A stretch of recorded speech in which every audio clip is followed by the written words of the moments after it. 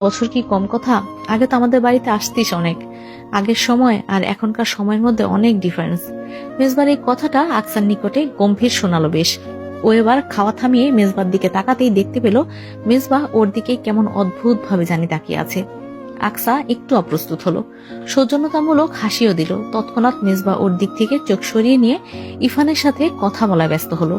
আকসার মা আয়শা পারভিন নবাবী শ্যামাইয়ের ডেজার্ট বোলটা মেজবার দিকে এগিয়ে দিয়ে বললেন, এটা খাও বাবা। তুমি তো তেমন কিছুই খেলে না, মিষ্টি একটু কম খাই আন্টি। মেজবা ভদ্রতা সূচক হেসে কথাটা বলতেই পাশ থেকে ইফান বলে উঠল, হ্যাঁ মা, ও তো মিষ্টি জাতীয় খাবার কম খায়, তোমার মনে নেই? আগে যখন ও আমাদের বাসায় আসতো তখন তুমি চা বানালে চায়ে চিনি দিতে নিষেধ করতো, আর এখন তো ও আরো বেশি ডিসিপ্লিনড হয়ে গেছে।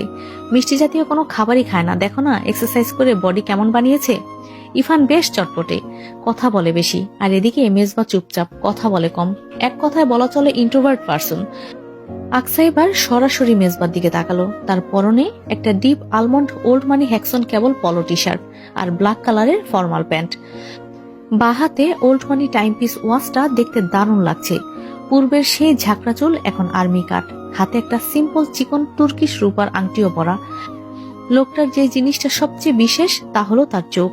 চোখের মনি হালকা সবুজ রঙের, যেটাকে হ্যাজেল চোখও বলা যায়, আলমন্ড শেপ। মেজবার সেই চোখ আকসার উপর পড়তেই ও তড়িঘড়ি করে চোখ সরিয়ে নিল। মেজবা এবার টেবিলের ওপর থেকে ফোনটা তুলে নিয়ে পকেটে রেখে আয়শা পারভিনকে উদ্দেশ্য করে বলল, তাহলে আন্টি, যেই কথা বলেছিলাম সেটাই কিন্তু থাকলো। আপনারা কিন্তু আগামী শুক্রবার আমাদের বাসায় আসছেন, সবার ইনভিটেশন রইল কিন্তু। আয়শা বেগম হেসে আচ্ছা বলে দিল। সম্মতি জানালেও ইফান একটু বাধা দিয়ে বলল, তুই তো আছিস এখানে দিন 15-এর মতো, আমরা না হয় লেট করে যাই। লেট করা যাবে না, আন্টি কখনো আমাদের বাসায় যায়নি। মামুনি কিন্তু তোদের জন্য অ্যারেঞ্জমেন্ট করবে, শিওর আসবি শুক্রবার, আমি কনফার্ম ধরে নিলাম। তুই না আসলেও সমস্যা নেই, আন্টি গেলেই হবে।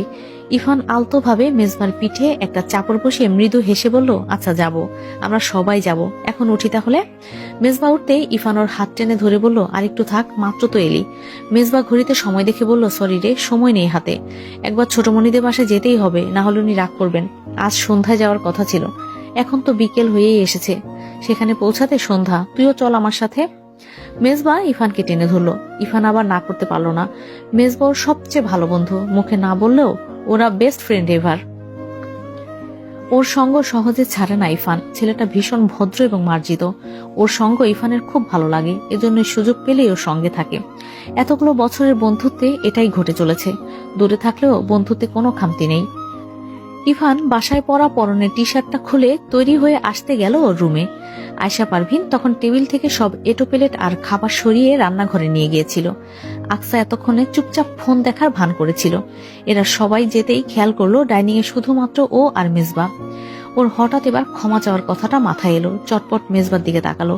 মেজবা ফোন স্ক্রল করছিল তখন। আকসাকে গুরুত্বপূর্ণ কেউ হিসেবে যেন ধরছেই না ও, এমনটাই বোধ হলো আকসার। তবুও ক্ষমা চাওয়ার জন্য কথা বলার চেষ্টা করলো। হালকা কাশি দিয়েও যখন মেজবার মনোযোগ আকর্ষণ করতে পারল না, তখন হালকা স্বরে ডাকলো, মেজবা। মেজবা তৎক্ষণাৎ মুখ তুলে আকসার মুখ পানে তাকিয়েই বলল, মেজবা ভাইয়া। ওকে জি। আকসা ঠিক বুঝতে পারল না, তাই প্রশ্নটা করলো। মেজবা জবাব দিল, কারেকশন করিয়ে দিলাম, বয়সে খুব সম্ভবত বছর 7-এর বড় হই তোমার। বড়দের কিভাবে সম্মান করতে হয় জানো না? না, নো প্রবলেম, না জানলে আমি শিখিয়ে দিচ্ছি। এখন থেকে মেজবা ভাইয়া বলে ডাকবে। বলো মেজবা ভাইয়া। আকসা স্তব্ধ বনে গেল। এই লোক না কিছুক্ষণ আগেও হেসে হেসে ওর সাথে কথা বলছিল, হঠাৎ কি হলো? আকসা ভেবে পেল না। ওকে চুপ থাকতে দেখে মেজবা একটু ধমকানো সুরে বলল, কি হলো বলো, কুইক। আকসা পারলে এখানে বাচ্চাদের মতো কেঁদে দেয়। এই 22 বছরের জীবদ্দশায় কখনো কেউ ওকে সামান্য ধমক তো দূর, উঁচু গলায়ও কথা বলেনি। ছোটবেলা থেকে প্রচুর আহ্লাদ পেয়ে বড় হয়েছে। সেই মেয়েকে কিনা এই লোক ধমকে কথা বলছে। আকসা কান্নারত স্বরে বলে উঠল, সরি মেজবা, আমাকে ক্ষমা করে দিন। ওর কান্নারত কণ্ঠস্বর শুনেও মেজবা গলল না। অদ্ভুত শীতল এবং গম্ভীর স্বরের মিশ্রণে পাল্টা প্রশ্ন করল, why are you saying sorry to me? I don't see any reason I should forgive you. What do you mean? Aksa থতমত খেল। ওর চোখ ঠিকরে অশ্রুকণা বাইরে বেরিয়ে আসার জন্য আন্দোলন শুরু করছে যেন। আকসা কেঁদে দিল বলে তখনই ওর ভাইয়া সেখানে চলে আসলো। আকসা যেন প্রাণে পানি ফিরে পেল।